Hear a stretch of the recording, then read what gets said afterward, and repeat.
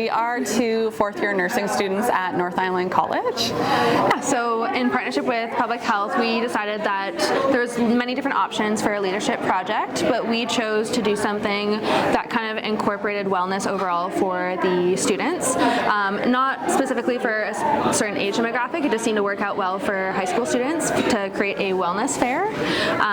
So our intention was to find any sort of need that the school address themselves and find any community resources that address that need. So we can have them come in, chat with the students, give out cards, information so that they can move forward with that. So we kind of discussed how wellness doesn't look the same for everyone, and our wellness goals may not be the same as the students. And so we have, in conjunction with the leadership teacher, identified some issues or certain topics that students may feel that they need more attention with. One being food security. So we have the food bank here, we have Green Waste Trust discussing that.